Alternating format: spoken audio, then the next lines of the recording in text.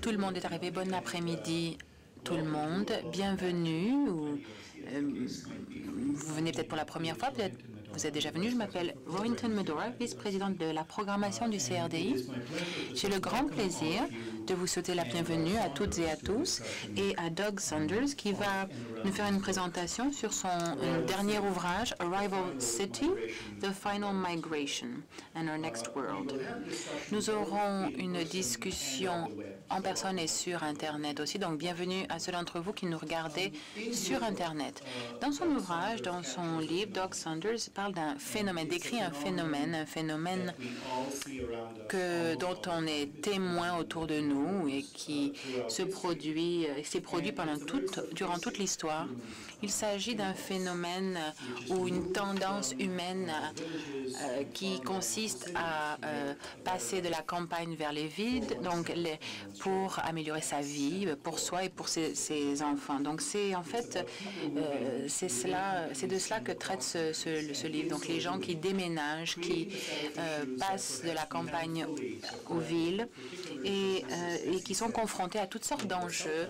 Comme il le dit dans son sous-titre, la dernière migration est notre monde prochain. Donc, à un moment donné, ce phénomène prendra fin, mais avant cela, il va demeurer un des principaux enjeux de la politique publique et des comportements privés. Il y a des éléments parfois qui montrent que nous avons bien compris la chose et parfois pas si bien. Donc, c'est une série de vignettes de gens qui ont ainsi déménagé d'un pays à l'autre, qui ont traverser le monde. Et à la fin de cet ouvrage, et en fait c'est la trame implicite dans cet ouvrage, nous retrouvons des leçons sur la façon d'améliorer les choses. Qu'est-ce qu'on devrait éviter? Est-ce qu'on devrait mieux faire ou bien faire? Son livre est un phénomène également parce que c'est un sujet difficile du point de vue personnel, mais aussi du point de vue politique et analytique. Doug Saunders nous fait bénéficier de son talent de journaliste, de chroniqueur, et on le voit dans son style de rédaction. Son ouvrage est très accessible. Les lecteurs le remarqueront tout de suite et les critiques l'ont souligné. Il y a un lien entre la facilité d'exposition, mais aussi la profondeur d'analyse qu'on y retrouve. Donc, ce qui n'est pas surprenant, Doug a été journaliste primé. Il a reçu 4 prix, les prix les plus distingués pour le journalisme. Il dirige le bureau européen du quotidien Global Mail, où il a d'ailleurs une chronique hebdomadaire. Son ouvrage est en lice pour le Line Gilbert Prize, dont les lauréats seront annoncés au mois de mars. Alors, comment le format va fonctionner? Doug va faire quelques remarques liminaires. Ensuite, nous aurons une conversation assez courte, un peu dans le style à la Oprah, si on peut le dire. Et à la fin, nous aurons suffisamment de temps, peut-être 30 à 45 minutes vers la fin, pour que vous puissiez, vous tous et vous toutes, poser vos questions. Et nous aurons aussi des questions de nos téléspectateurs ou les gens qui nous regardent sur Internet. Veuillez faire en sorte que vos questions soient courtes et précises. Doug, bienvenue, je vous cède la parole. Merci beaucoup. Merci Rohinton et je vous remercie tous et toutes au CRDI. Merci d'avoir permis à un étranger de se retrouver ici dans cette caverne du développement, en quelque sorte. C'est un livre en partie qui a été inspiré de mes observations de par le monde, dans le monde du développement, mes observations intéressantes où quelquefois elles sont contradictoires, mais aussi à partir de mes déplacements personnels, de mes voyages. J'ai remarqué qu'il y avait des tendances et j'ai voulu explorer le tout. Je me suis donc donné 3 ans pour visiter environ 20 de cette ville d'arrivée, comme je les appelle, et les villages qui y sont reliés, et cela sur les 5 continents. J'étudie les histoires de ces personnes-là, leurs antécédents. Lorsque je parle des villes d'arrivée qui arrivent, je vais vous décrire un endroit et une place parce que c'est l'histoire d'une personne, de sa trajectoire, et ça vous aidera à comprendre comment ça marche. Nous sommes à Dhaka, au Bangladesh. Et vous savez que c'est la ville qui prend le plus d'importance dans le monde. La population explose. Et à Goshen, c'est un quartier assez riche. Il y a un endroit qui s'appelle Corral ou Corral, qui est composé de petites maisons de fer blanc, de taudis, et en 1990 même, c'était des terres municipales vacantes. Ça reste des terres municipales, mais en ce moment, c'est un endroit où on pourrait loger quelques centaines de personnes si la terre était réclamée, mais il y a maintenant 25 000 personnes qui habitent. C'est une densité absolument inouïe, et j'hésitais à entrer dans ce quartier puisque ça avait l'air assez rébarbatif, mais d'abord, il y avait des déchets. C'est un lac de déchets qu'il fallait traverser. Il y avait plusieurs personnes qui étaient dans un bateau, tassés dans un bateau. Il fallait payer quelqu'un pour se retrouver sur le bord de ce lac de déchets pour aller de l'autre côté où il y avait des taudis de boue de 8 à 10 pieds en superficie. Et un niveau de pauvreté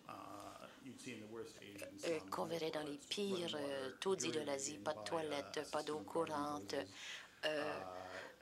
de l'eau potable qui arrivait avec des boyaux d'arrosage, puis faramineux pour les gens qui voulaient s'en servir. Il n'y avait pas, évidemment, de soins pour les enfants. Il n'y avait pas d'école. Les enfants qui couraient un peu partout dans les arcades vidéo qui avaient été arrangées, tant bien que mal. Mais aussi, il y avait le câble, la télé, et c'est ce gars-là. Et souvent, c'est la personne dans les taudis qui est bien connue dans le sous-continent de l'Inde et en Amérique latine. En ce moment, c'est une bonne indication des aspirations d'un tel endroit. C'est un endroit qui semble mauvais, où il y a souvent des inondations. Ce n'est pas un endroit du tout désirable, mais pendant la semaine que j'ai passée dans les ruelles à parler aux gens et à discuter de leur budget de ménage, et bon, il y a des thèmes qui se sont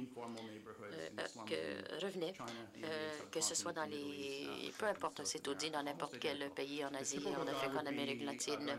Et un gars typique, c'est un gars de 21 ans que j'ai rencontré, qui était arrivé un an auparavant d'un village très pauvre où les gens crevaient souvent de faim dans le delta du Gange. Et il avait passé son ado à venir à Dakar pendant la saison de croissance. Il faisait un travail où il vendait de la nourriture dans les rues pour se faire un peu d'argent, pour envoyer à son village où il faisait vivre le revenu, faisait vivre sa famille pour empêcher les gens de crever de faim parce que aussi la réserve ne suffisait pas à répondre aux besoins alimentaires. Et il a décidé que lui, son père, devrait déménager à cet endroit. La famille élargie a décidé que ce serait un investissement pour éviter ce volet saisonnier de famine. Il a commencé dans un taudis qui me semblait être plus désirable. Il y avait des maisons en bambou près de la rivière qui semblaient plus grands, plus aérés, mais de fait, il avait économisé pour se trouver un endroit à Corral pour une ou deux raisons. Vous devez comprendre, vous devez voir ces endroits d'abord, parce que c'est un quartier à côté des immeubles, des tours d'habitation. Il y avait du travail pour les personnes des gens qui embauchaient, les gens riches qui embauchaient des gens pour garder des enfants en prostitution, ménage, entretien de maison, vendre des biens aux personnes qui habitaient là, et aussi, mais surtout un sentiment que l'on pouvait obtenir un titre, non pas légal, mais de quelqu'un que vous achetez votre maison en tôle et que vous avez une forme de propriété à ce moment-là. Et par la suite, vous pouvez commencer une petite entreprise grâce à des prêts. Lorsqu'on gagne 2 $ par jour, on voit énormément de spéculation de terres, de propriété dans la classe moyenne. Et en partie, une des raisons pour lesquelles la dynamique est bizarre, c'est que les gens qui gagnent très, très peu d'argent font de la spéculation sur la valeur des propriétés des terres. Et il s'est trouvé, s'est retrouvé un travail dans un bureau où il installait les câbles Internet qui lui donnaient 75 $ par mois. C'était plus que ses voisins qui travaillaient pour le gouvernement. Le loyer était de 25 $ par mois. Il avait 2 pièces qu'il partageait avec son père. Alors, plus de la moitié de son revenu était acheminé au village où ça payait pour un plancher en mosaïque ou de l'école pour ses sœurs. Et la famille a dû pu aussi cultiver des céréales et non pas des rizières. Et aussi que la famille allait utiliser la prochaine somme d'argent, vendre leurs biens à un voisin à côté qui voulait devenir plus commercial, élargir sa rizière et ensuite se trouver dans les taudis et pour économiser plus d'argent et pour que les voisins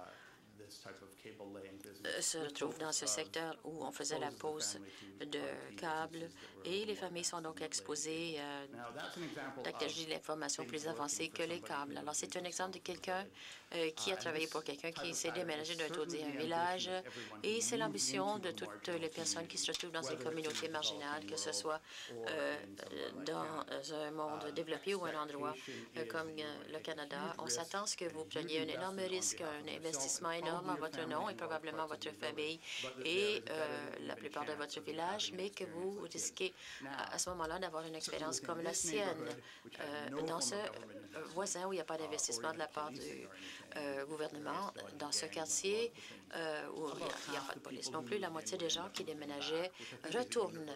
Et je pense que c'est à peu près universel de par le monde.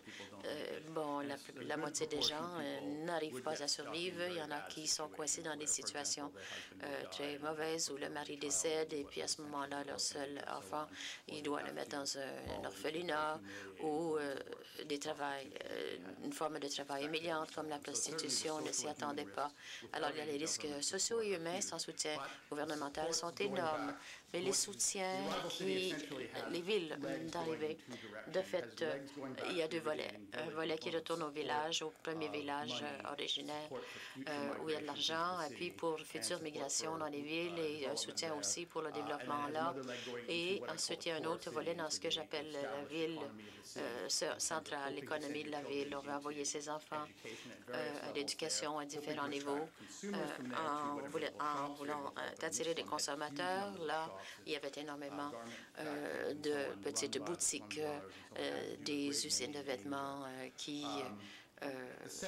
et au centre de cette dynamique, c'est ce que l'économiste Deepa Merian de la Banque mondiale a décrit comme étant les pauvres dans les régions rurales aujourd'hui dans le monde en développement qui prospèrent lorsqu'ils ont des portefeuilles conjoints, comme elle l'a dit, migration, agriculture et industrie. Donc, et si ça s'applique aux personnes qui sont marginales, qui habitent dans les taudis, oui, ils n'utiliseraient pas ces mots nécessairement, mais c'est ce type de concept. C'est un portefeuille conjoint pour éviter les risques. Ce n'est pas inconnu pour les personnes.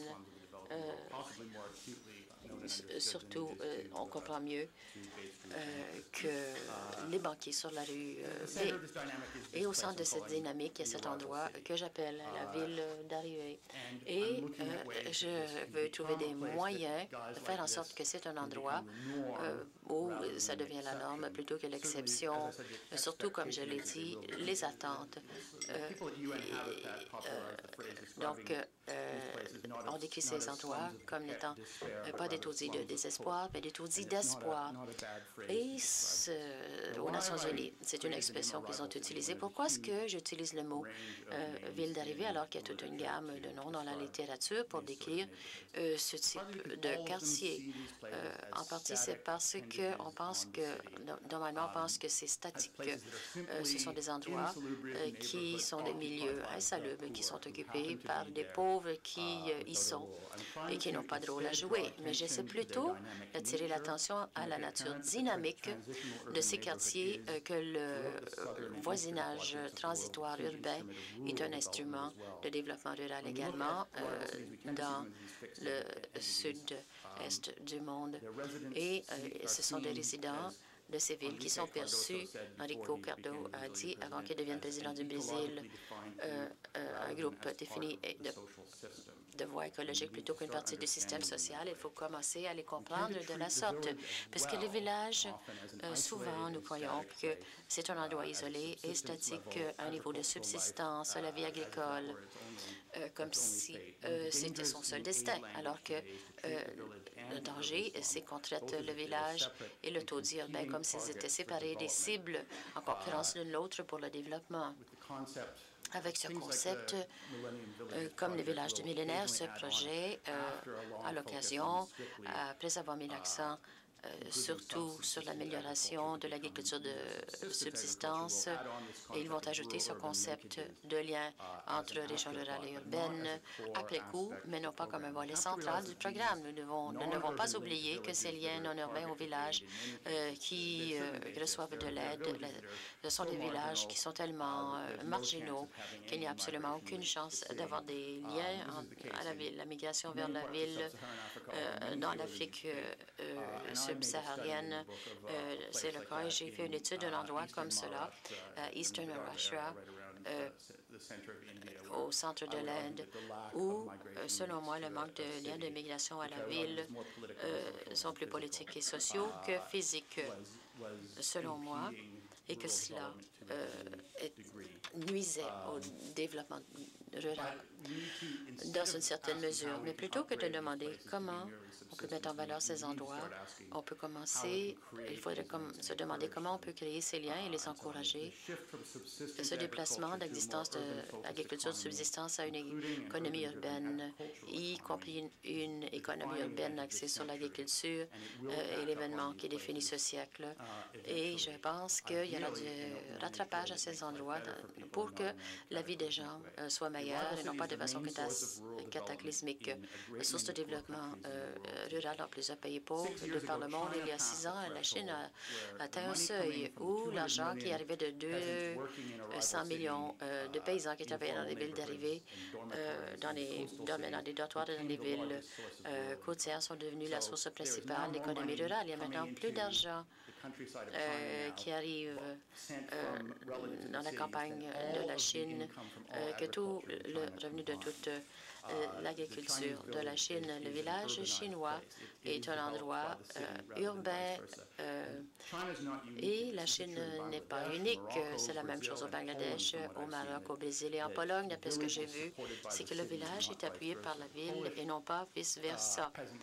Le village de paysans en Pologne, c'est le dernier pays où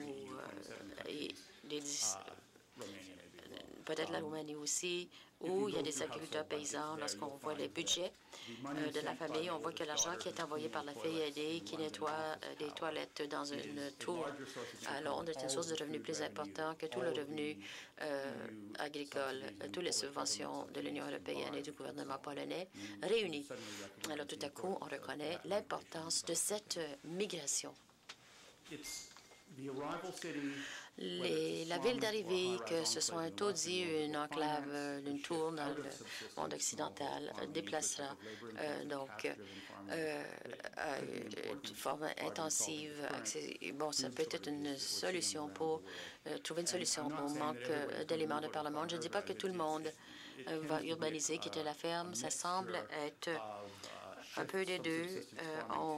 Déplacement de l'agriculture de subsistance à de non-fermes urbaines, un revenu, on améliore la ferme, une expansion des terres et le déplacement vers la ville. La croissance des grandes villes du monde en développement n'est pas causée par des personnes qui déménagent du village à la ville.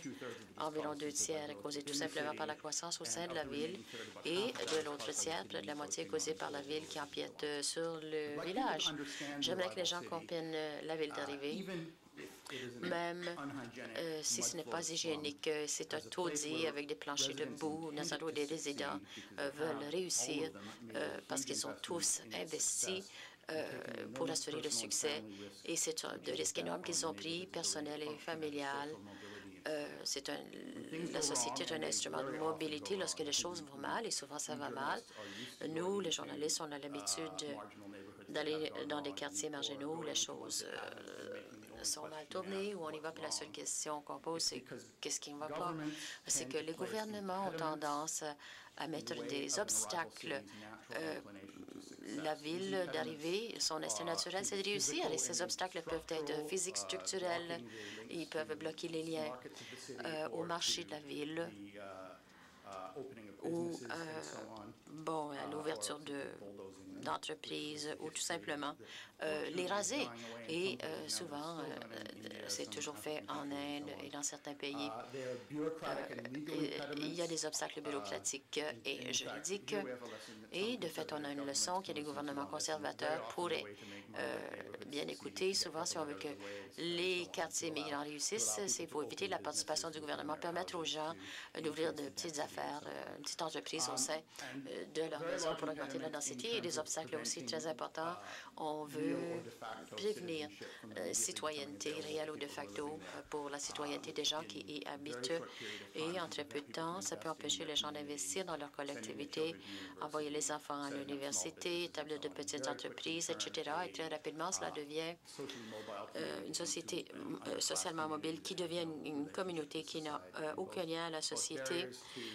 Il y a des obstacles aux voies à la citoyenneté de facto et réelle au sein des villes. Et souvent, ce sont les facteurs les plus importants. On criminalise ces endroits qui deviennent des menaces au pays plutôt que des occasions de développement. La différence entre une ville d'arrivée qui a réussi et celle dont les ambitions sont bloquées peut être importante. Le Brésil et la Turquie sont tous deux pays qui ont des collectivités énormes, informelles en périphérie des villes, Favela au Brésil, Tchitchikondo en Turquie. Et pendant des années, le gouvernement a essayé de hâter ces établissements. Le résultat, c'était la misère lorsqu'on a détruit ces réseaux, puis des générations d'investissements ont été anéanties. Ensuite, un niveau de violence élevé et de bagarres en banlieue. Les deux pays ont répondu par des dictatures militaires qui voulaient apaiser ce soulèvement dans les villes d'arrivée. Et par la suite, lorsque le tout s'est stabilisé, pendant la dernière décennie, le Brésil et la Turquie ont été régis par une nouvelle classe moyenne qui développe à partir de la ville d'arrivée. Ce sont des personnes, surtout depuis les derniers 10 ans, dans les deux pays, qui venaient des villes d'arrivée. Et en conséquence, ces deux endroits ont vécu une décennie de stabilité démocratique, de commerce en expansion, économie en expansion, etc. Alors, on voit comment, lorsque c'est bien géré, ces villes d'arrivée peuvent être un outil qui mène à la stabilité, mais on voit aussi les conséquences, certainement plus que la norme et l'exception lorsqu'il se passe, lorsqu'il y a des obstacles. La révolution en Iran était un événement, selon moi, de transition urbaine qui a été mal géré en Inde. Les régimes autoritaires qui ont gouverné contre les villes d'arrivée au Venezuela, en Égypte et plusieurs autres endroits qui ont étouffé la mobilité sociale et le développement rural. Nous devons comprendre les liens entre des quartiers qui réussissent et le destin de tout un pays. Le village rural, l'économie de subsistance, et trop souvent, les pays le décrivent comme étant quelque chose qui ne changera pas. Et dans le cas de la politique indienne, c'est quelque chose qui doit être préservé. On ne doit pas y toucher. Mais le village rural de subsistance, c'est ce qui tue le plus de personnes de par le monde. D'après l'Organisation alimentaire, 3/4 des personnes qui vivent dans la pauvreté sont des paysans et la pauvreté est un phénomène qui cause des décès. Souvent, c'est lorsque les gens ont un revenu de moins d'$1 par jour dans les régions rurales.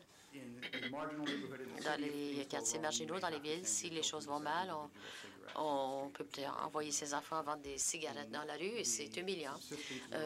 Dans les villages ruraux de subsistance, si les choses vont mal, les enfants meurent. Le déclin marqué du nombre de pauvres dans la décennie, 90 millions de personnes qui ont quitté la pauvreté entre 1998 et 2002, et le taux de pauvreté qui a chuté de 34 99 à 25 en 2009, qui a été causé presque entièrement par l'urbanisation, Les gens avaient une meilleure vie lorsqu'ils allaient dans la ville et renvoyaient de l'argent au village qui pouvaient s'en sortir. Et chaque indice à lequel on peut penser pour ce qui est de la longévité, la mortalité infantile, VIH, SIDA, susceptibilité, mortalité lors de l'accouchement, améliore avec l'urbanisation ou le soutien urbain pour le village. Et ce qui est plus important, d'après moi, au plan écologique et sécuritaire, ce déplacement de ces économies rurales de subsistance mettront fin au problème le plus important de par le monde, c'est l'augmentation de la population continue et les gens déménagent dans les villes et les familles presque toujours chutent en deçà de 2,1 % d'enfants par famille, la population. Même l'Iran, qui est passé de 8 enfants par famille dans les années 80 à 1,7 aujourd'hui, c'est un bon exemple d'un endroit où la religion et la culture, ni la religion, ni la culture, ni le gouvernement au pouvoir semblent se préoccuper du contrôle des naissances. Il y a des facteurs culturels qui ne sont pas très importants, mais on peut trouver des moyens de réduire la population mondiale en s'assurant que ces quartiers en transition mènent à l'urbanisation. Il faut prendre ça bien au sérieux. D'après les Nations unies, des estimations assez prudentes, il y aura 9 milliards de dollars population mondiale en 2050 et va commencer à chuter. Et le pire des scénarios, ce sera 10 ans plus tard, 1 milliard de plus.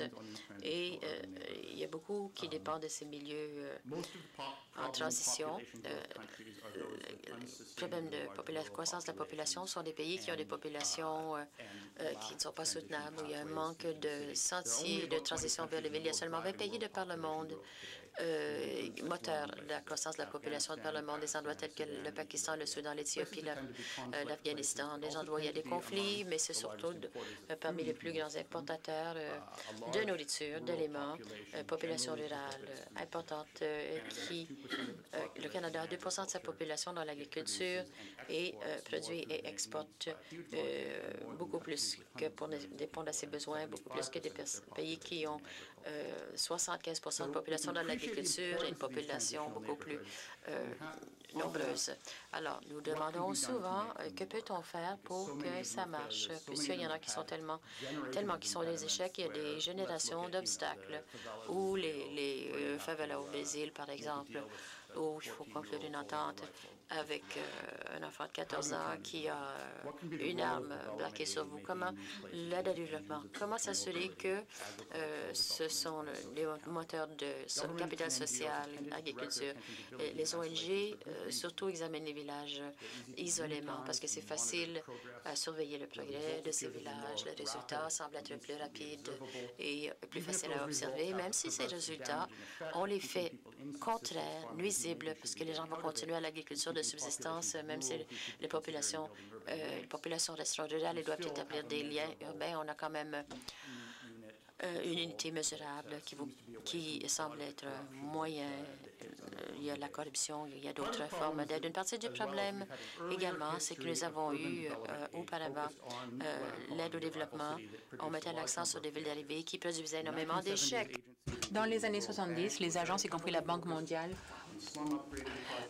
se sont concentrés sur des projets dans les bidonvilles très ambitieux qui visaient à créer des endroits de meilleure qualité avec, on pouvait installer l'infrastructure à l'avance pour que ce soit moins cher que de le faire plus tard. Ces projets échouaient pour plusieurs raisons, notamment l'économie de l'immobilier. Quand on améliore une communauté ou en ajoutant des toilettes, on augmente la valeur foncière. Donc, ce n'est plus une communauté marginale qui est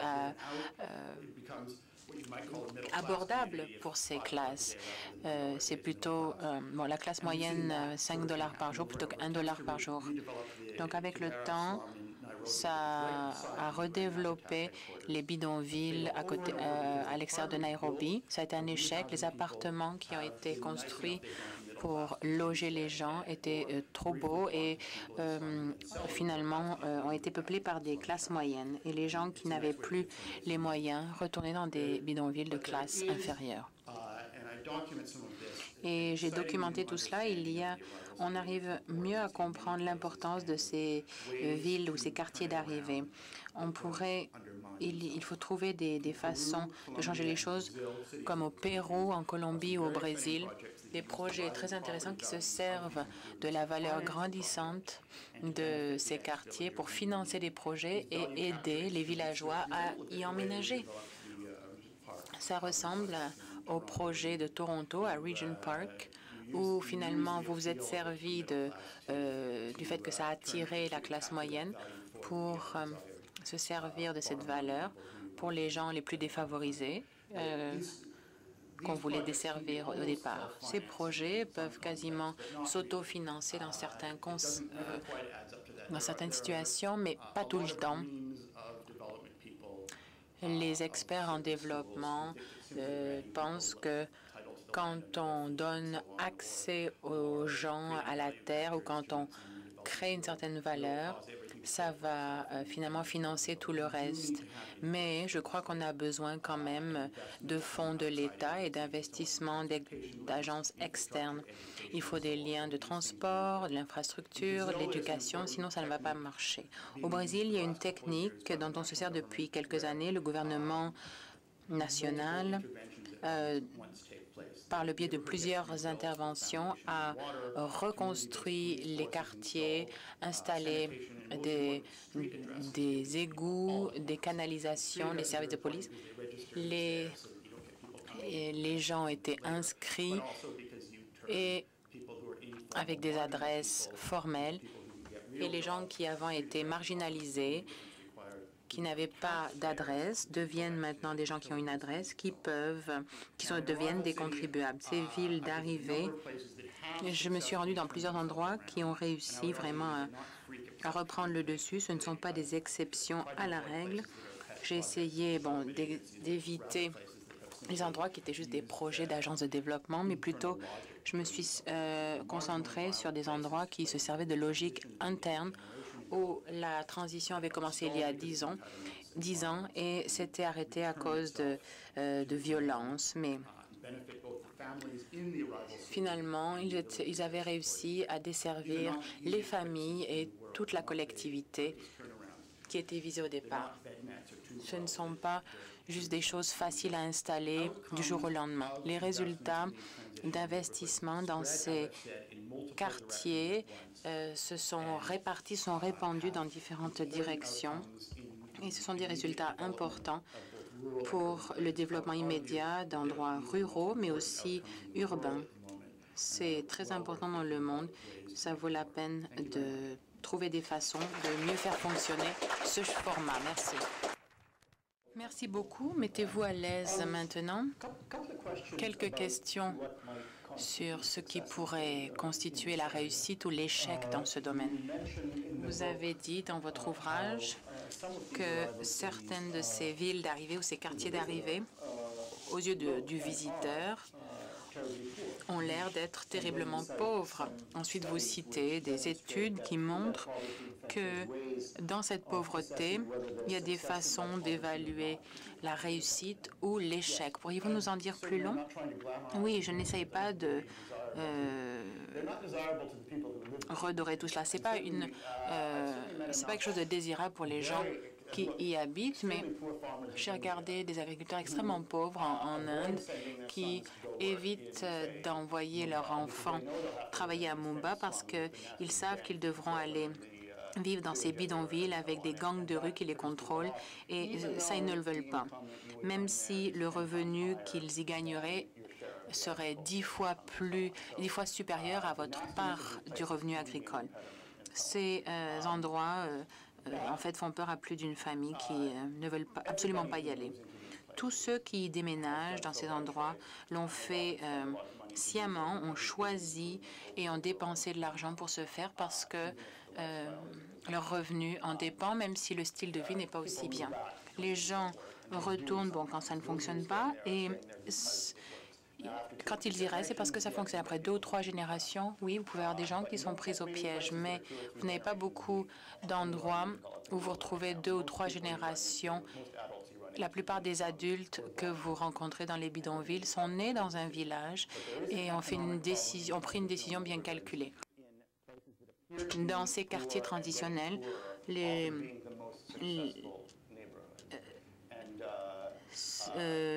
pauvres réussissent. J'ai remarqué en Californie,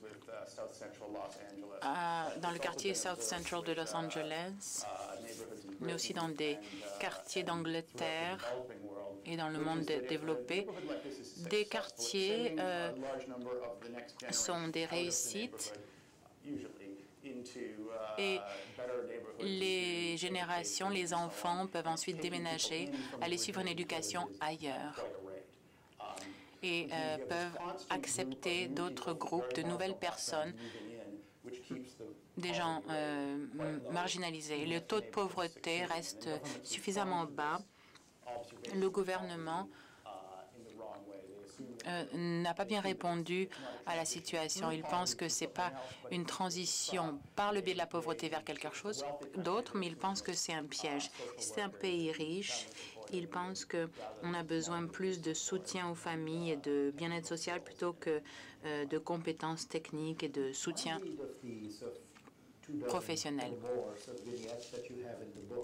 Vous avez à peu près 2 dizaines ou 2 douzaines d'exemples des vignettes dans votre ouvrage. Je porte ici mon chapeau de CRDI. Vous pensez que c'est un message surprenant de dire que certains pays pauvres ont mieux compris la leçon que les pays riches?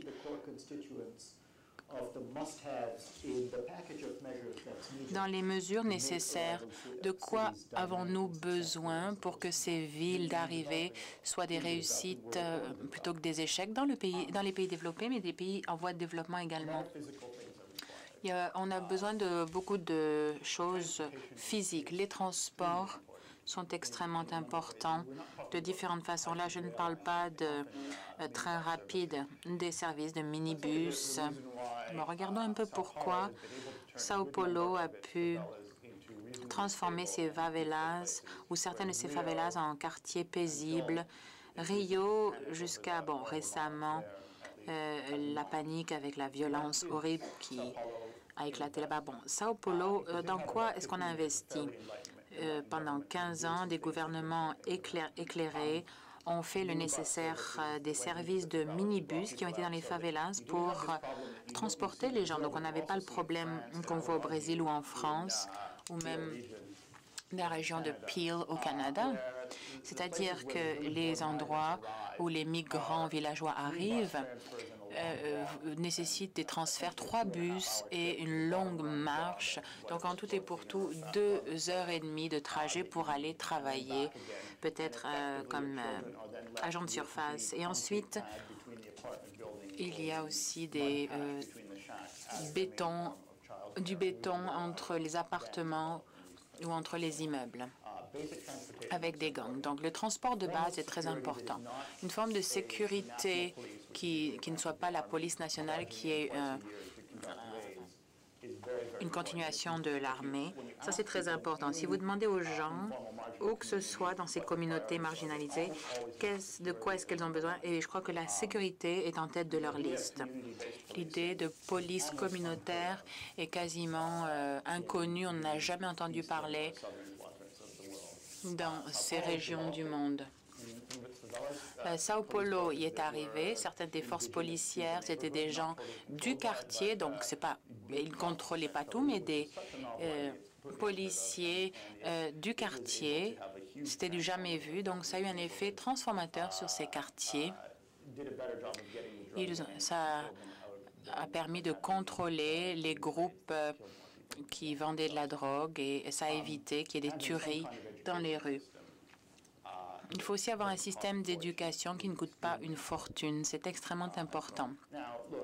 Maintenant, regarde, on a bien des endroits. Vous avez une variété de conflits culturels et tribaux qui sont très difficiles à résoudre et ça nécessite des solutions à très haut niveau.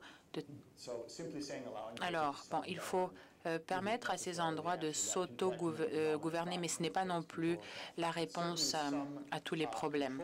Mais un certain contrôle de l'intérieur ou une forme de gouvernement qui est des représentants du quartier. Aucun de ces quartiers transitionnels n'aura suffisamment d'argent pour vraiment construire tout ce dont ils ont besoin, même si on leur achemine plein de fonds. On a besoin d'abord de connaître les priorités de l'intérieur. C'est peut-être pas ce à quoi on pense toujours nécessairement, ne serait-ce qu'un terrain de jeu pour les enfants. C'est peut-être pas aussi important que d'avoir un agent qui va les forcer à aller à l'école parce que c'est souvent ce que les gens vont choisir et souvent ça a des résultats plus positifs. Alors c'est une combinaison. Donc il faut que ces quartiers soient reliés avec l'extérieur, qu'il y ait une sécurité, qu'il y ait une semi-autonomie. Ça peut être le point de départ, mais il y a aussi des infrastructures physiques qui doivent être en place. Faire ce qu'on fait, l'amélioration, c'est très coûteux, des mises à niveau, mais ça vaut les investissements. Souvent, on le voit dans les résultats économiques. C'est intéressant parce que si je vous ai bien compris, les finances, c'est quelque chose d'important, un aspect important, c'est nécessaire, mais ça ne suffit pas pour assurer ou garantir la réussite. Dans certains cas, on n'a pas besoin d'investir d'énormes sommes. Vous avez donné certains exemples. Oui, je ne devrais pas dire que c'est quelque chose de continu non plus. Ces quartiers, ce ne sont pas non plus des gouffres financiers. Pas besoin que ce soit des gouffres financiers. Des fois, on n'a pas besoin de tant d'argent que cela pour faire fonctionner les choses. Encore une fois, il y a certains domaines où il y a des dépenses pour le gouvernement, s'il veut que les choses réussissent. Au Brésil, d'ailleurs, on a fait cette erreur. On a construit de très belles écoles dans ces quartiers marginalisés. Ensuite, on n'a rien mis dedans, on n'a rien réinvesti par la suite pour enseigner des programmes. Ce sont un peu comme des centres de garderie. Ça marche bien pour les centres de garderie, mais dès que les élèves vieillissent, ça se complique. Et il n'y a quasiment pas d'école avec l'école toute la journée. Que pensez-vous quand on l'entend souvent en Amérique du Nord, les gens nous disent souvent que les villes n'existaient pas quand la Constitution a été rédigée, donc les processus dont on a besoin pour lever les fonds n'étaient pas en place et donc le système de gouvernance dans les villes ne fonctionne pas et c'est pour ça que les villes en Amérique du Nord souvent sont en difficulté. Est-ce que vous êtes d'accord avec cela?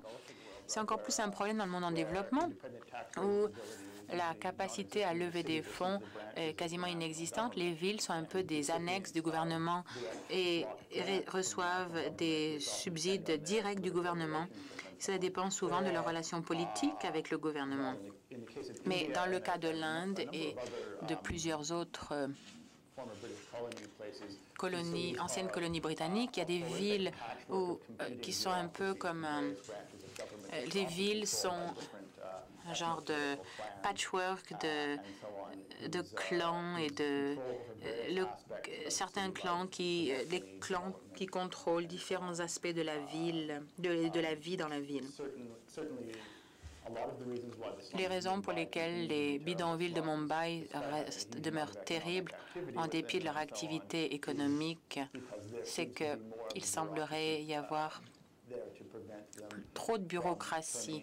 Ça les empêche de se transformer en bons quartiers comme il se doit.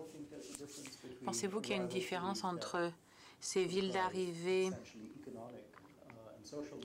qui accueillent surtout des migrants socio-économiques et celles qui sont plutôt le produit de conflits? Ici, je n'ai pas couvert la migration en période de crise et de conflit. Pour plusieurs raisons. D'abord, au Canada, on parle d'immigration, surtout les réfugiés, ceux qui recherchent asile, mais l'immigration due à des conflits contribue à l'économie mondiale. 6% de toute l'immigration dans le monde découle de conflits. Et c'est à des niveaux inférieurs aujourd'hui à ce que l'on a connu par le passé. Bon, mais ça n'en diminue pas la gravité des situations, mais aussi parce qu'il y a une dynamique bien différente de celle de l'immigration régulière. L'immigration axée sur les investissements et souvent, ça produit des rendements plus directs. Les gens n'ont pas investi juste pour s'implanter dans une communauté. Ils ont investi pour l'avenir. Il y a peut-être les mêmes facteurs économiques dans certaines enclaves, certains conflits qui durent depuis un certain temps. Mais en Occident, les gens qui arrivent par le biais du système des réfugiés se retrouvent souvent dans des situations de villes d'arrivée assez semblables, dans des quartiers assez semblables. Mais c'est un sujet différent et séparé que je ne couvre pas dans mon ouvrage. Mais comme ce que je vous dirais, bon, il y a aussi les migrations climatiques. C'est un véritable phénomène, mais qui est tellement petit par rapport aux autres migrations qui auront lieu dans les 10 prochaines années.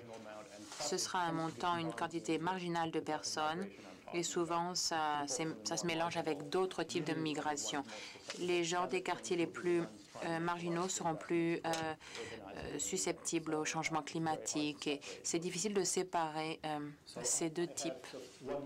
J'ai une autre question. Ensuite, nous vous céderons la parole. Il y a 2 micros des 2 côtés de la salle. N'hésitez pas à y aller pour poser vos questions.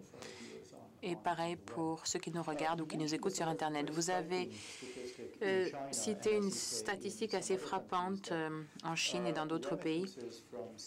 Les sommes qu'on envoie de ces villes dépassent le revenu agricole. Donc ces sommes, c'est comme quand on reçoit un paiement du bien-être social, pas du gouvernement, mais de votre famille.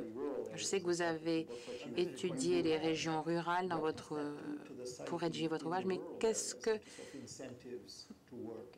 que c'est un incitatif pour aller travailler dans les villes? Eh bien, en Chine, c'est bien spécial. Dans bien des cas, le village, c'est un arrêt pour le filet social. Il y a 200 millions de personnes en Chine qui sont des villageois du point de vue légal et juridique, mais qui habitent en ville depuis un certain temps dans ces quartiers et qui ne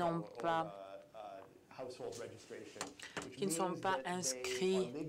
Donc, ils sont villageois, ils ne peuvent pas changer de statut même s'ils vivent tout le temps en ville. Ce sont des citadins. Ils ne peuvent pas envoyer leurs enfants à l'école très facilement en ville, ne peuvent pas non plus obtenir l'assurance chômage ou une pension, une retraite ou toute autre forme de soins de santé. Il y a quelques changements qui sont en train d'être apportés à cela, mais dans la réalité, c'est très difficile ou c'est quasiment impossible.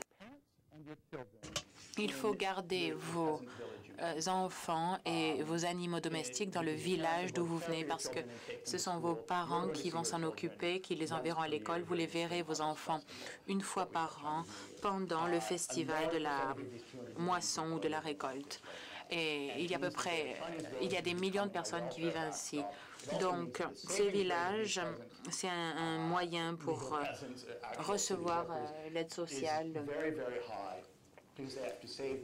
Ils doivent économiser leur argent dans des banques d'État pour économiser et payer l'éducation de leurs enfants. Ces économies, c'est la source principale de capital pour l'État et les sociétés chinoises. Le gouvernement donc permet aux gens de suivre leur instinct, de devenir citadins. Les fermes peuvent donc se consolider et ça cause une arrivée massive de capitaux dans les banques étatiques. Donc vous voyez tout le tableau économique. En Bangladesh, il y a 11 milliards de dollars par an de sommes qui sont envoyées de l'étranger ou de l'extérieur et d'Angleterre et des États du Golfe. C'est plus que tout l'aide au développement du Bangladesh et parfois ça dépasse même les revenus de l'industrie. C'est énorme comme somme et de petit à petit ça change.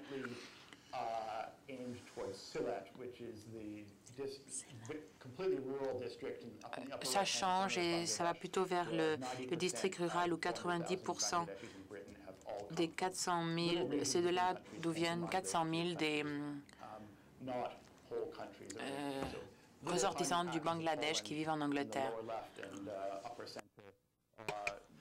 Les petits coins de la Pologne et qui constituent toute la migration en Irlande et en Angleterre, la région Bihar au Pakistan, qui est complètement rurale, le district de Cachemire, parce que toute l'immigration du Pakistan vers l'Angleterre et ainsi de suite. On a souvent ces régions rurales qui sont très surdéveloppées. Par exemple, au Maroc, on a des maisons énormes qui sont financées par l'argent qui arrive de la ville. Ce sont des palaces, en fait, des enclaves. Le gars qui travaille dans un petit restaurant à Londres qui arrive là, il est reçu comme un roi et seigneur. Et au fur et à mesure que les gens s'installent et que ces rapports deviennent plus éloignés, l'argent est utilisé de façon plus logique, surtout pour le développement de sources de revenus rurales, mais non pas sur la ferme. Et c'est bon pour le développement. Le Canada envoie de vastes montants à différents coins du monde en développement. Alors, si on a un petit restaurant de frites et de poissons, oui, au Bangladesh. Alors, place aux questions. Comme je l'ai dit, veuillez vous identifier. N'hésitez pas à poser votre question en anglais ou en français. Je m'appelle Farouk. Je suis fort impressionné de votre communication. Je pense au modèle du Bangladesh, où il y a 2 mois, nous avions ici le Dr Mohamed Yunus, lauréat du prix Nobel 2005. Il ne parlait pas de migration. La migration est un énorme sujet et une énorme responsabilité également et un défi de taille pour les gouvernements au plan budgétaire. D'après vous, est-ce que le concept qui était le sien, où il encourageait les habitants des régions rurales à rester dans les régions rurales et à les encourager à travailler dans différents secteurs de l'investissement, que ce soit l'agriculture, le développement. Est-ce que vous pensez que c'est possible? Est-ce que vous voulez répondre à 2 ou 3 questions en même temps? Je ne vois personne au micro. D'accord.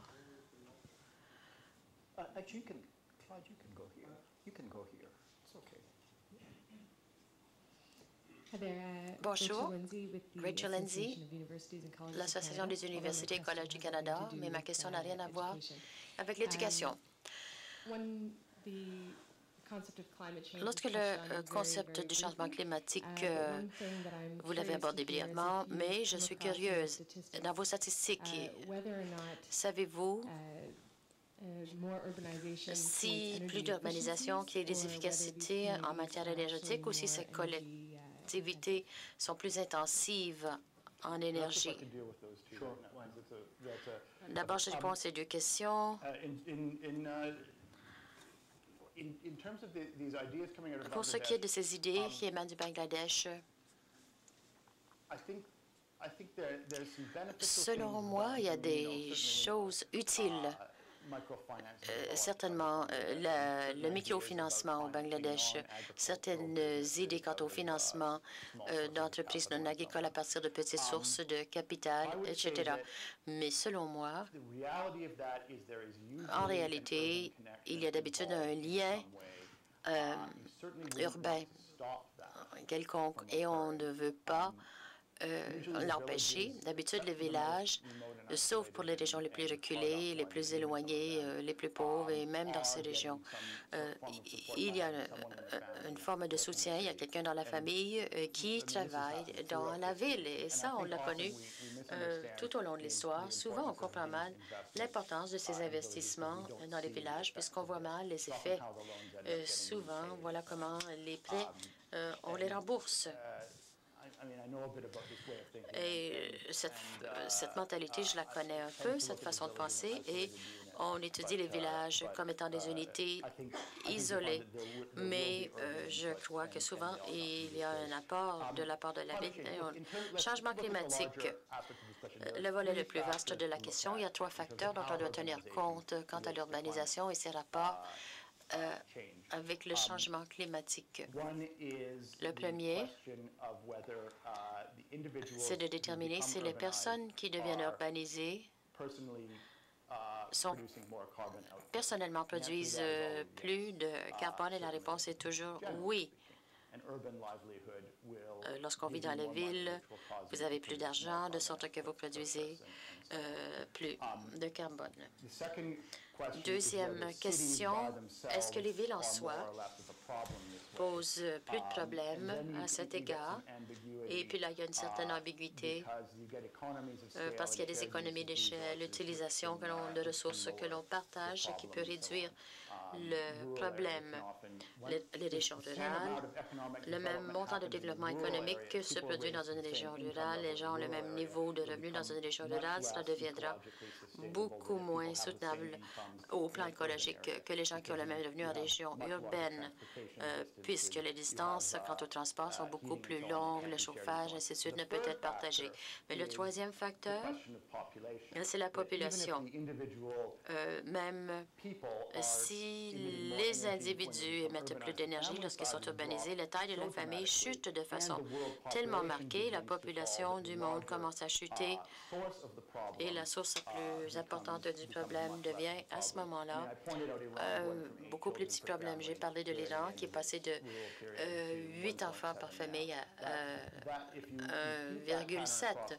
Mais si cette tendance se répète de par le monde et nous sommes au milieu de ce repli, je pense que c'est une réponse beaucoup plus générale au changement climatique, au plan cosmique, l'urbanisation.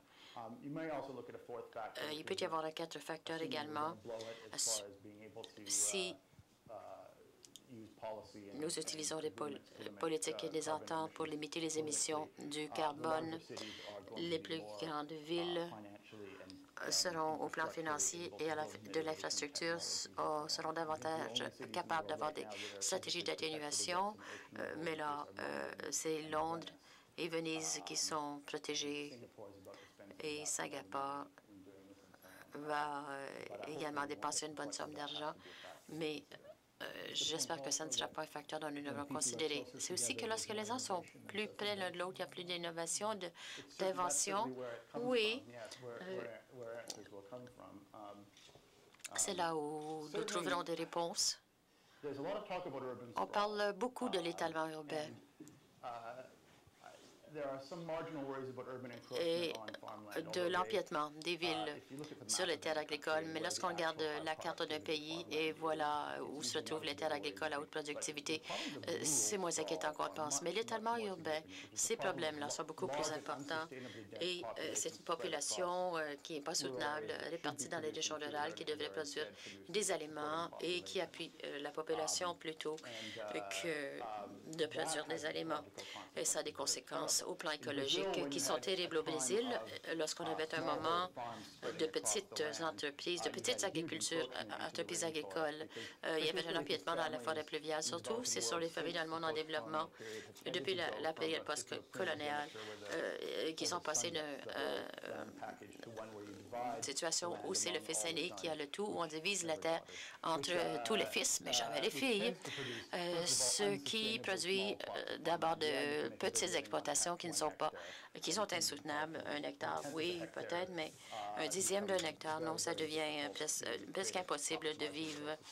Une marge de profit qui sera suffisant. Au Brésil, on s'est rendu compte qu'on divisait les terres et il y avait empiètement dans les forêts pluviales, donc exploitation à plus grande échelle.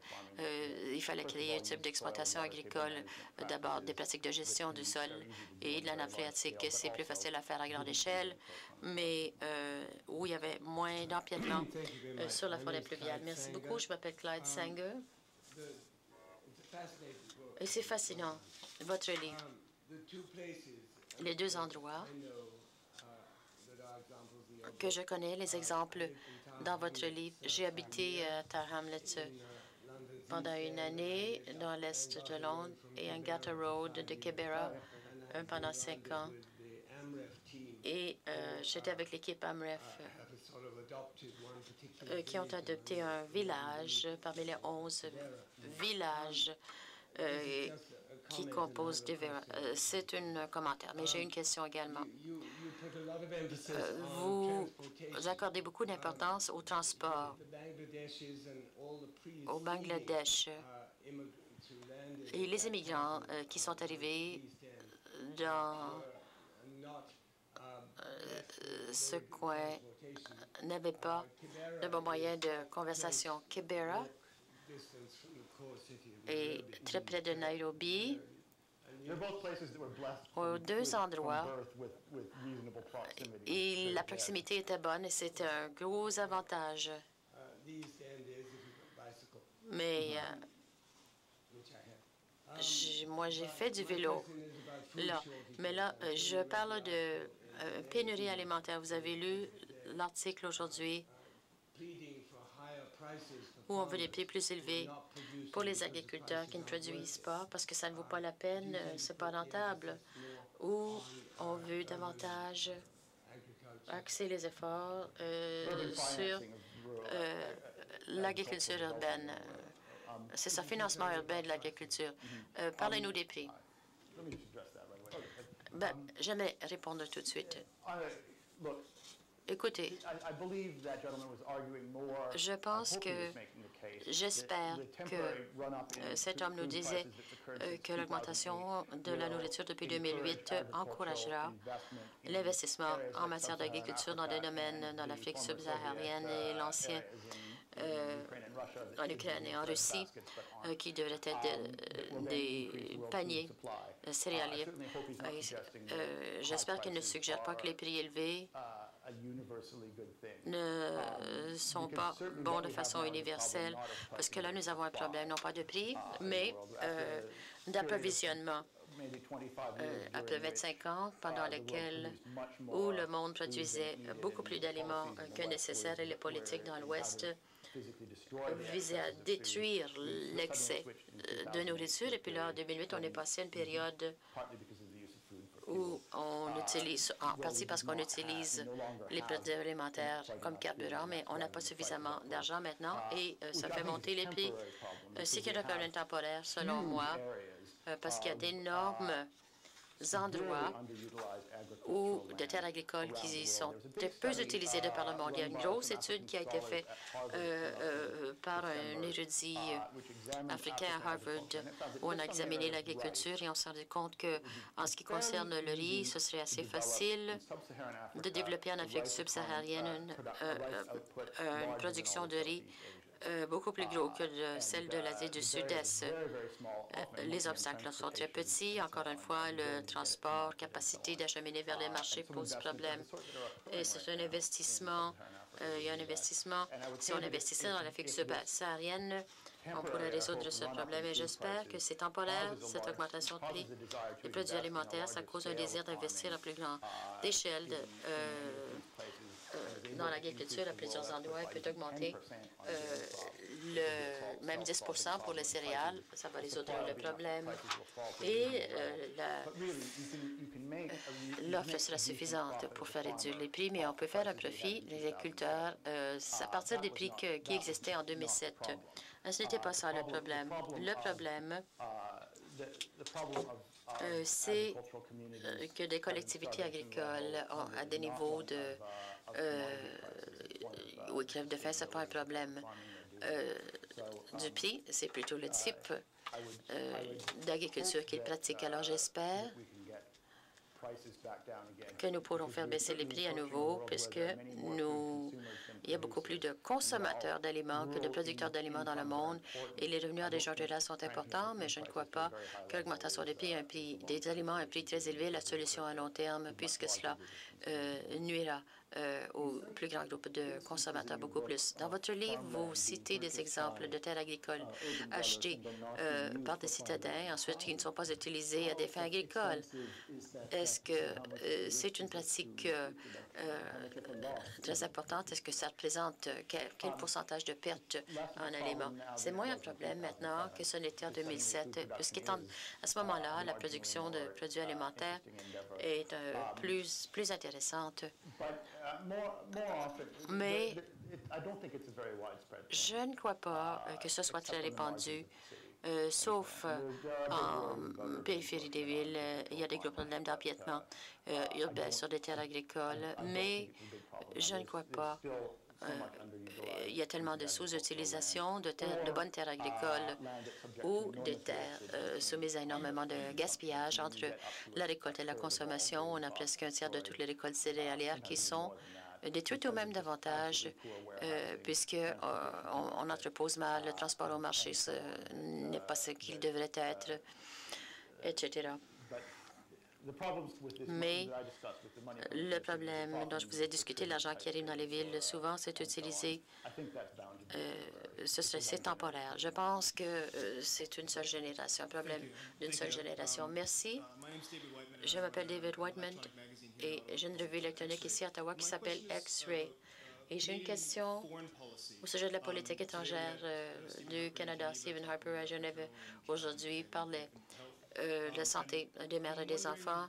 Et je me demande ce que vous avez à proposer, si on vous donnait la chance de proposer quelque chose au plan national, ce que pourrait faire le gouvernement canadien pour aider par rapport au changement de politique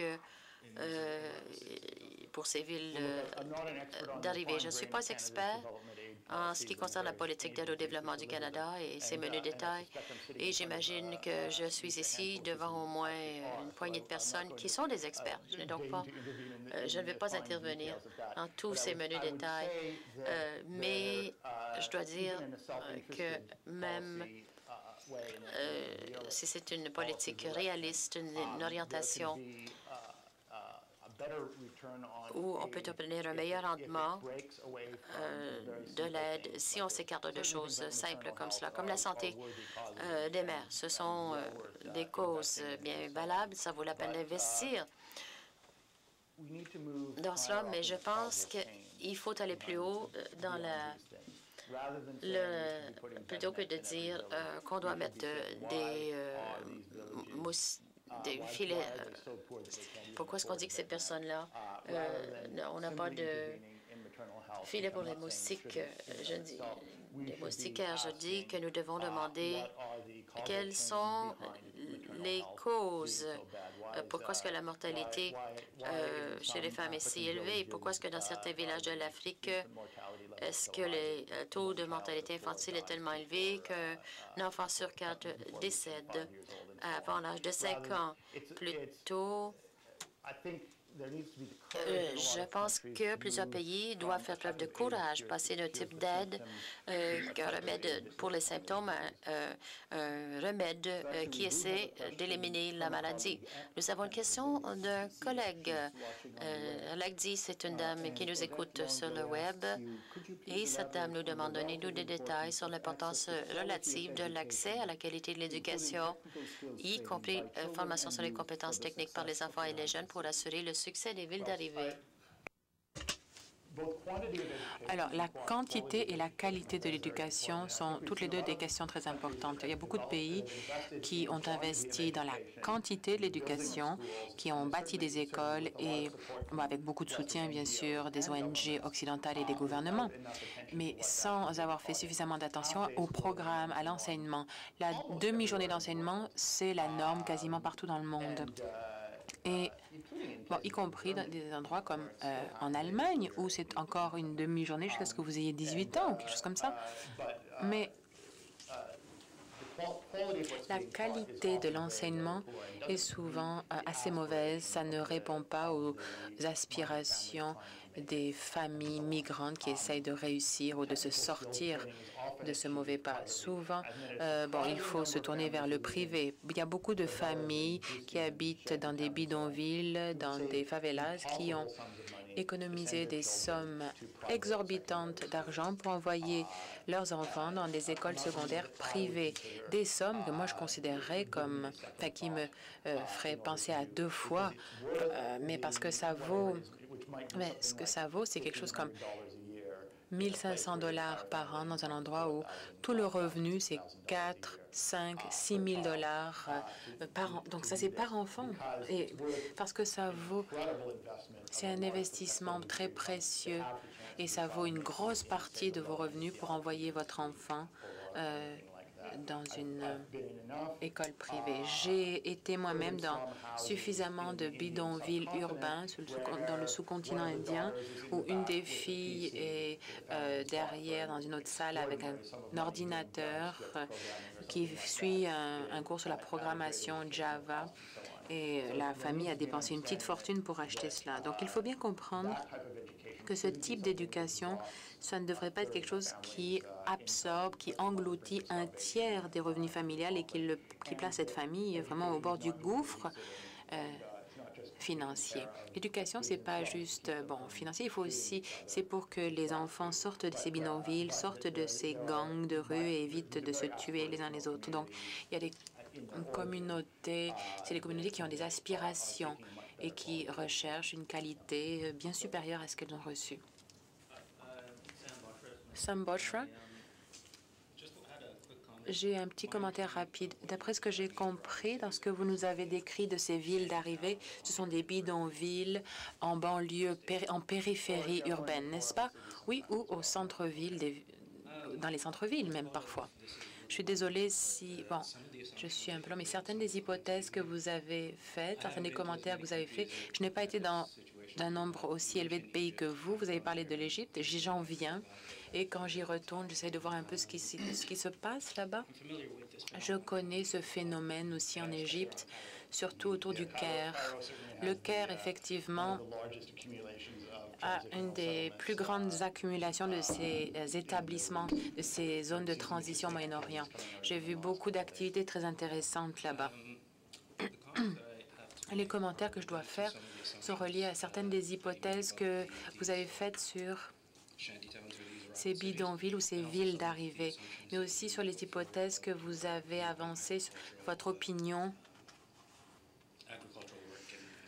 sur le travail agricole, etc. Bon, d'abord, bon nombre des gens qui habitent dans ces bidonvilles périphériques, dans ces villes d'arrivée, n'y restent pas pour travailler. Je sais qu'au Caire, par exemple, il y a des bus, des minibus qui vont, qui viennent et qui déposent les gens au centre-ville du Caire où les gens arpentent les villes pour essayer de vendre tout ce qu'ils peuvent vendre. Oui, effectivement, quand ça fonctionne et ils vont travailler à l'extérieur.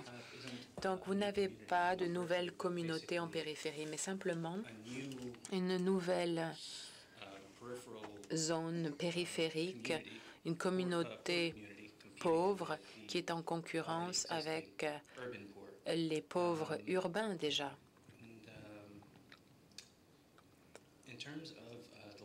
Pour ce qui est des réformes foncières, j'ai ajouté ce petit élément à la dernière minute, mais vous avez dit que d'un côté, il faut produire de la nourriture et aussi soutenir la population des communautés rurales. Je connais certaines études faites dans mon pays d'origine, mais aussi dans le monde en développement en général, et c'est une des hypothèses qui est souvent critiquée, ce que vous avez dit, parce que cette dichotomie n'est pas nécessaire forcément. Je reviens encore au cas de l'Égypte, la réforme agraire ou la réforme foncière, c'est un des principales réformes. Des gens étaient très pauvres, on leur a donné de la terre et non seulement ils pouvaient produire de la nourriture pour nourrir leur famille, mais aussi pour vendre le surplus et en retirer un certain revenu. Donc cette dichotomie entre la production et le soutien de la population, pour moi, me pose problème. Et enfin, pourquoi la production dans les zones rurales où le transport de la population est n'est pas suffisant. J'ai fait un peu de recherche, d'études là-dessus. D'après ce que j'ai compris, la réforme économique et l'ajustement structurel en Égypte, c'est ce qui a apporté bon nombre de ces politiques qui ont rendu la chose moins efficace. Les agriculteurs, on les a découragés de produire du blé pour qu'ils ils produisent des oranges pour les marchés d'exportation. Donc, ça a réduit leur capacité à nourrir leur population. Et ça, c'est juste des commentaires. Bon. Je vais commencer par la fin, peut-être. Généralement, c'est vrai que quand on passe à l'agriculture vouée à l'exportation, c'est un plus. Mais je crois que dans bien des pays, on pense à tort que l'autoproduction ou l'autosuffisance alimentaire est meilleure que de dépendre sur les marchés. Mais les gens sont... c'est une situation très risquée parce qu'il peut y avoir une augmentation des prix. Vous voulez avoir autant de nourriture que possible et ce, à un prix, le prix le plus bas pour nourrir un maximum de gens. Le passage à l'agriculture générant beaucoup de revenus, ça peut permettre d'acheter toutes sortes de choses à des volumes supérieurs que ce que vous auriez pu produire vous-même. Pour revenir à votre premier point, ces quartiers, ces villes d'arrivée sont construits autour de l'économie informelle généralement et souvent avec la vente, l'achat informel de choses, de marchandises. Et il y a toujours, dans bien des pays, il y a une certaine jalousie, on hésite, on ressent de la jalousie envers ces classes moyennes parce qu'il y a ces activités économiques qui sont perçues comme de la concurrence. En Turquie, vous pourriez décrire le conflit politique dominant entre une vieille classe moyenne dans le centre qui a bâti une industrie nationale et qui, ces deux économies, ensuite ont échoué, et une autre classe qui gagne moins mais qui est plus qualifiée, qui s'est développée en périphérie, qui a commencé comme une économie informelle et qui s'est développée, qui a développé une industrie plus ou moins acceptée et formelle.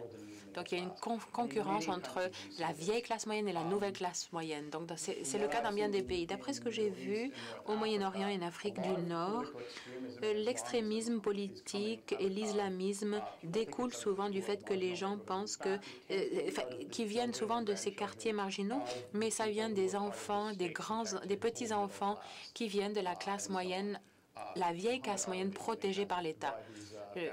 Le gars dont la famille, notamment, avait bénéficié de la protection de l'ancienne classe moyenne par l'État, une économie qui avait été nationalisée, qui s'est écroulée, qui a échoué dans les années 70 et 80, et qui est devenue ensuite aigrie par la concurrence de cette nouvelle classe moyenne qui s'était développée dans ces quartiers marginaux. Donc ça, c'est le danger dans bien des régions du monde entre la classe moyenne périphérique et l'ancienne classe moyenne qui était protégée par l'État. Donc il faut en être conscient de ce risque. Nous avons 3 questions, 2 dans la salle et 1 sur Internet, et cela devrait nous mener jusqu'à 6 heures, 18 heures. Allez-y. Oui, merci. Cassie Line de l'AGDI. J'ai une question à vous poser. Quand vous étiez en Inde, par exemple, dans cette ville, une des villes d'arrivée en Inde, nous, à l'AGDI, nous évoluons dans un monde axé sur les résultats. Est-ce que vous vous êtes tourné vers l'avenir? Vous êtes resté? Est-ce que... au milieu de cette pauvreté, est-ce que vous êtes demandé quelle sera cette situation dans 10 ans, dans 100 ans ou même dans 1000 ans? Et avec ces projections, qu'est-ce que vous auriez aimé voir? Qu'est-ce que vous désireriez voir dans 10 ans, dans 100 ans, dans 1000 ans? Et une fois que vous aurez déterminé cela, quel sera l'effet de tout cela sur nous si vos souhaits venaient à se matérialiser? Est-ce que c'est logique ce que je vous dis? Eh bien, je n'arrive pas à faire des projections aussi loin dans le temps. Je regarderai, moi, ces quartiers, ces communautés, je leur parlerai de leurs ambitions sur 5-6 ans, peut-être, oui, mais... Et je leur poserai des questions sur sur leurs projets à plus court terme. J'ai fait l'erreur moi-même, mais souvent, les journalistes n'arrivent pas, ou même les représentants du gouvernement n'arrivent pas quand ils vont dans ces communautés marginales et dans ces régions pauvres. Ils leur posent la question, qu'est-ce qui ne va pas? On pose souvent cette question. Il y a souvent des réponses claires parce qu'il y a souvent beaucoup de choses qui ne tournent pas rond. J'ai essayé de me concentrer plutôt sur la trajectoire des gens, quels sont les obstacles, et je leur demande où est-ce que vous voudriez que vos enfants soient rendus dans 20 ans? Pourquoi avez-vous quitté votre village et où voulez-vous que votre famille se retrouve dans 30 ans, etc. Moi, je ne pense pas à 100 ans ou à 1000 ans, bien sûr, mais quels sont les obstacles? Quelles sont les choses qui vous empêchent d'atteindre ces objectifs? Parce que les gens à qui vous parlez dans ces endroits ont des idées très claires de ce à quoi les choses devraient ressembler dans 20 ans. Et même des plans qu'ils ont mis au point. Et ce que je préfère, moi, c'est savoir quels sont les obstacles qui les empêchent d'y arriver. Une question de quelqu'un sur Internet, peut-être maintenant? Alors, quand on déménage, souvent, on sépare des familles. Vous avez beaucoup d'anecdotes là-dessus dans votre ouvrage. Quelle est l'incidence de ces séparations sur les gens et aussi sur leurs aspirations? Est-ce qu'ils reviennent? Pendant combien de temps sont-ils séparés? Comment ça affecte leur vie? Il y a des impacts psychologiques et on devrait étudier cela. Parce que ce sont des familles qui sont extrêmement isolées. Surtout, il y a une image, on dit souvent que ce sont les hommes qui partent vers les grandes villes du même pays ou souvent dans le Golfe ou vers l'Ouest, en Occident. Mais en fait, c'est surtout un phénomène féminin et ça a quasiment toujours été. Et la migration qu'on a vue vers Paris en France au 18 et au 19e siècle, c'était à l'initiative des femmes qui allaient occuper des postes dans l'industrie de l'habillement, des services, etc. Les familles, en fait, il y a une incidence, c'est vrai. Il y a un film, un excellent documentaire fait par un Sino-Canadien qui s'appelle Fanlition et qui m'a aidé à traduire certains passages. Et ça s'intitule Last Train Home, le dernier train vers la maison. Donc, il parle de la séparation de tous ces adultes en âge de travailler qui sont séparés de leurs enfants, qui sont restés au village et qui sont élevés par les grands-parents. Souvent, les grands-parents sont le seul lien émotionnel qu'ils ont. Et souvent, ces grands-parents meurent quand ils sont dans une phase vulnérable de la vie, quand ils sont dans l'adolescence. Ces villages, ce sont des villages où il n'y a personne entre 16 et 55 ans. La Roumanie aussi a de tels villages parce qu'on a vu l'immigration italienne avec des règles extrêmement dures et le traitement des Roumains est extrêmement difficile. Dans le monde entier, ça se produit. Il y a des endroits, beaucoup d'endroits sur le sous-continent où les deux adultes en âge de travailler se retrouvent à Dubaï sans avoir la citoyenneté, mais qui gagnent de l'argent et qui renvoient tout à la maison. Il y a un autre ouvrage qui a été rédigé là-dessus. Peut-être que ça renforce les gens, ça les rend plus forts d'une certaine façon. Il y a l'attitude britannique qui dit quand on envoie les enfants au pensionnat à 7 ans et qu'ils reviennent à 18 ans, ils sont plus forts, plus prêts à affronter la vie. Mais je crois qu'il y a d'autres effets aussi dont il faut tenir compte et on a peut-être ressenti les preuves de cela dans le système britannique aussi. Bon, Kate Stephenson-Rath, j'ai une question. Pourriez-vous nous parler de l'hostilité physique dans ces villes d'arrivée? L'Angleterre a envoyé beaucoup de gens vers l'Australie. Le Brésil est connu pour avoir nettoyé aussi ces bidonvilles. La Chine a déplacé de nombreux habitants de ces bidonvilles quand on a bâti le stade olympique. Les États-Unis souvent collectionnent les immigrants, les les personnes qui sont arrivées illégalement et les renvoient à l'école. Cette hostilité, finalement, est très dangereuse. On pourrait faire une carte de l'histoire du 20e siècle, rien qu'avec le chaos politique entraîné par cette hostilité dans les villes d'arrivée. À une période, on se servait de bulldozers. Et c'est rare maintenant où ça fait les grands titres en Inde ou en Afrique sahélienne. Il y a une époque où on pensait que plusieurs centaines de milliers de personnes étaient rasées avec ces bulldozers. Des millions et des millions à la fin des années 70 en Inde, dans des pays d'Amérique latine, en Turquie, et dans bien des cas, c'était la cause des mouvements politiques qui menaçaient l'État, des soulèvements, quand les gens, sinon, se seraient intégrés à l'économie, mais ont vu toute leur épargne, toutes leurs économies s'envoler à cause de ces activités. Et ça a entraîné la rébellion et les gouvernements militaires au Bangladesh, au Brésil, en Turquie et dans d'autres endroits ont riposté, ce qui a entraîné encore plus d'hostilité, encore plus de chaos au même moment où les industries protégées par les subventions de l'État post-colonial étaient en train de s'écrouler. Et il y a eu bien des régions dans le monde, à la fin des années 80, début des années 90, et même un peu plus tard dans certains pays, qui ont vu les choses s'envenimer autour de ces villes d'arrivée. L'hostilité a grandi, la peur de la personne qui arrive de l'étranger. Mais aussi, les gens veulent mettre un frein à l'urbanisation. Dans certains cas, le Brésil a essayé d'envoyer des villes dans la jungle, des villes de seconde classe. Au Vietnam aussi, on a essayé de prendre des gens qui venaient dans les villes pour les envoyer dans des endroits où ils seraient plus utiles. Dans tous ces cas, dans des pays africains aussi, il y a eu des tentatives assez autoritaires pour mettre un frein au mouvement de ces gens. Dans tous les cas, non seulement ça n'a eu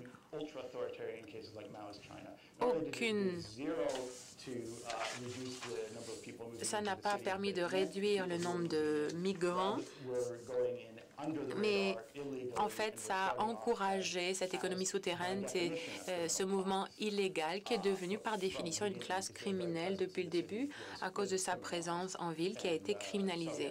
Donc oui, l'histoire de cette violence, de ces hostilités, c'est à cause de la mauvaise compréhension ou l'hostilité contre ces communautés transitionnelles. Doug, si vous avez encore une minute, Ahmad Loulhak, qui attend ici, qui est en Espagne, il devrait être couché quand même. Eh bien, il aimerait savoir si la monopolisation de l'approvisionnement alimentaire par les grandes compagnies dans les villes est un risque. Le monopole. Quand on réduit les choses à un seul agent d'approvisionnement, ça pose des risques économiques, bien entendu. Même si c'est rarement un aussi grand monopole que les gens le pensent, parce qu'il y a aussi des canaux informels qu'il faudrait ajouter. Ça dépasse un petit peu mon domaine d'expertise, ma spécialité. Mais les goulots d'étranglement dans le système se retrouvent dans les canaux de distribution à l'intérieur des villes plutôt. Donc, je comprends que ça pose problème, même si c'est un petit peu à l'extérieur de ce que je connais. Sur cette note, j'aimerais vous remercier. Votre ouvrage couvre énormément de matière, quasiment tous les éléments de notre vie, tous les aspects de notre vie. Il y a aussi des études qui vaudront la peine d'être faites à l'avenir. Vous allez sûrement suivre la chose de près. Merci d'être venu au CRDI et merci de nous avoir éclairés sur cet important phénomène.